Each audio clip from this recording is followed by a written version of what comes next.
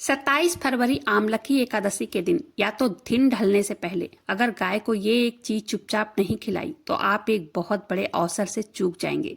श्याम भक्तों, इस बार की एकादशी आमलकी एकादशी कोई साधारण एकादशी नहीं है, बल्कि ये वो महासंयोग है जिसका इंतजार बड़े बड़े ऋषि मुनि भी करते हैं, क्योंकि हमारे शास्त्रों के अनुसार ये वही दिन है जब हमारे बाबा श्याम का शीश उत्पन्न हुआ था, और वो भी सबसे पहले गौ माता ही थी जो वहां जाकर अपने थन से दूध बाबा श्याम को पिलाती थी। आज के दिन जो भी व्यक्ति गौ माता को ये चीज खिला देगा, उसके घर में छप्पर फाड़ का धन बरसेगा, उसकी 7 पुश्तें राज करेंगी। मेरी बातों को बहुत ध्यान से सुनिएगा, क्योंकि ये मौका पूरे साल में सिर्फ एक बार आता है, और अगर आप इस बार चूक गए इस कार्य को करने से तो आपको अगले साल का इंतजार करना पड़ेगा। आज की इस वीडियो में मैं वो चीज बताने जा रही हूँ जो आपको गौ माता को खिलानी है, लेकिन एक बात का खास करके ध्यान रखना है कि कोई टोके ना, आखिर वो कौन सी चीज है जो गौ माता को आज के दिन खिलाना है। सारी जानकारी के लिए वीडियो पर अंत तक बने रहें। वीडियो पसंद आए तो एक वीडियो को लाइक कर दीजिएगा, और आज के दिन बाबा श्याम का जयकारा जरूर से लगा दीजिएगा। श्याम भक्तों, पूरी एकाग्रता के साथ मेरी बातों को सुनिए। ये कोई साधारण उपाय नहीं है, ये वो उपाय है जिसे आपने अगर कर लिया आमलकी एकादशी के दिन या दिन ढलने से पहले, तो आने वाले कुछ ही दिनों में आपको इसका परिणाम देखने को मिलेगा। मैं बार बार इसलिए कह रही हूँ क्योंकि आमलकी एकादशी का ये संयोग जो है हर बार एक जैसा नहीं होता है। इस बार गृहस्थी तिथि बल और बाबा श्याम की ऊर्जा विशेष रूप से सक्रिय मानी जा रही है। ऐसे समय में किया गया छोटा सा पूजा पाठ, छोटा सा उपाय कई गुना ज्यादा फल देता है। 27 फरवरी आमलकी एकादशी की सूर्यास्त से पहले आपको गौ माता को एक चमत्कारी चीज चुपचाप खिलानी है, बिना दिखावे के, बिना किसी को बताए, क्योंकि इस उपाय की सबसे बड़ी शक्ति यही है, मौन और गोपनीयता।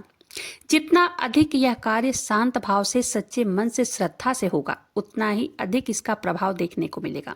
श्याम भक्तों, अब आप सोचेंगे गौ माता ही क्यों गौ माता को खिलानी है। देखिए, सनातन धर्म में गौ माता को पालन शक्ति का प्रतीक माना गया है।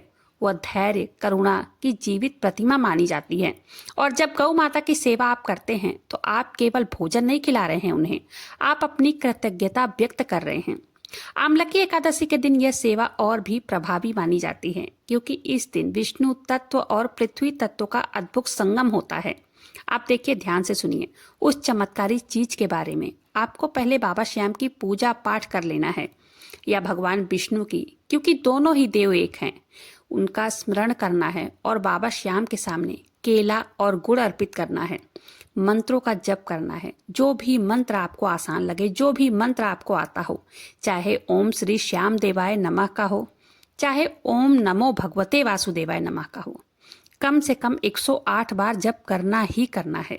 ये बहुत जरूरी काम है, क्योंकि मंत्र के कंपन से ही आपकी हर मनोकामना पूर्ण होने वाली है। अब क्या करना है? अब बाबा श्याम के सामने केले और गुड़ को अर्पित करना है। उसके बाद एक ताजी रोटी अपने हाथ से बना लेना है, आटे में 1 चुटकी हल्दी डालकर। रोटी बनाते समय भी आपको मंत्र जप लगातार करते रहना है। उसके बाद अपनी मनोकामनाएं कहिए ईश्वर से, और साथ ही साथ गाय के शुद्ध घी से बाबा श्याम के सामने जोत जलाइए। बाबा श्याम को प्रार्थना कहिए, अपनी मनोकामनाएं कहिए। उसके बाद उस केले, गुड़, रोटी और ऊपर से 1 आंवले का टुकड़ा रखकर घर से निकल जाइए। ये देखिए कि कोई आपको टोके ना, कोई रोके ना, मतलब कोई पूछे ना कि कहाँ जा रहे हो, आप क्या करने जा रहे हो, ये ध्यान रखना है। कोई टोके ना, ठीक है? मन में केवल अपनी मनोकामना को दोहराते रहिए। गौ माता के पास पहुंचकर पहले दूर से प्रणाम करके बड़े ही प्रेम पूर्वक केला और गुड़, रोटी उन्हें खिला देना है, और जब वो खा रही हों वहीं अपनी समस्या, अपनी मनोकामना, अपना लक्ष्य जो भी है स्पष्ट रूप से कह देना है। धन, स्वास्थ्य, संतान वृद्धि, व्यापार, जो भी आपकी मनोकामना हो, इस कथा से इस उपाय को समझने का प्रयास कीजिए। बहुत समय पहले दक्षिण दिशा में एक राज्य था। वहां का राजा धर्मप्रिय था, लेकिन उसके राज्य में आर्थिक संकट छा गया। खजाने खाली होने लगे, व्यापार हर तरफ से ठप पड़ गया।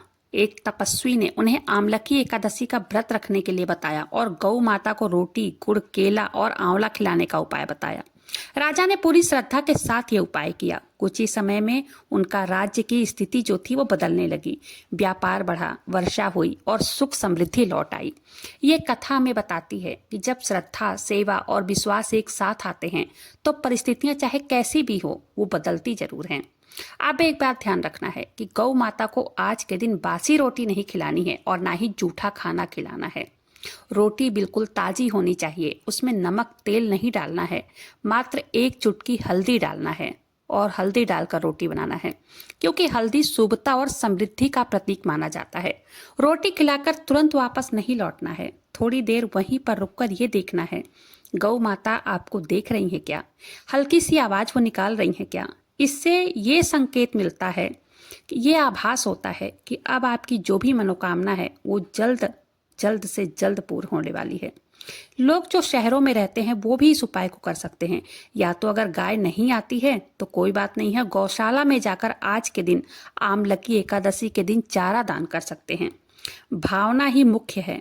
ये उपाय केवल धन प्राप्ति का उपाय नहीं है, ये मन को विनम्र भी करता है। आप मौन होकर गौ माता की सेवा करते हैं ना, आपके भीतर एक अजीब सी शांति आती है।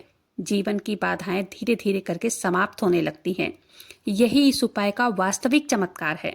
अगर आप कर्ज में डूबे हैं, नौकरी में रुकावट आ रही है, व्यापार में हानि हो रही है या घर में क्लेश का माहौल है, तो इस आमलकी एकादशी को यह चमत्कारी उपाय जरूर से जरूर कीजिएगा। आज के दिन क्रोध करने से बचें, आज के दिन झूठ बोलने से बचें, किसी की निंदा करने से बचें।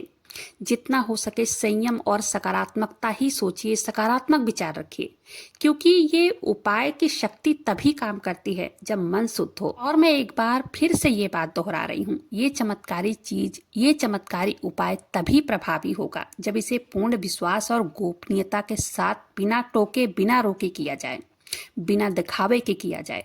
उसका प्रभाव उतना ही ज्यादा मिलता है। श्रद्धा से अगर किया जाए कोई भी छोटा सा उपाय ना, वो भी बड़ा परिणाम दे जाता है। आमलकी एकादशी को, इस अवसर को व्यर्थ मत जाने दीजिएगा।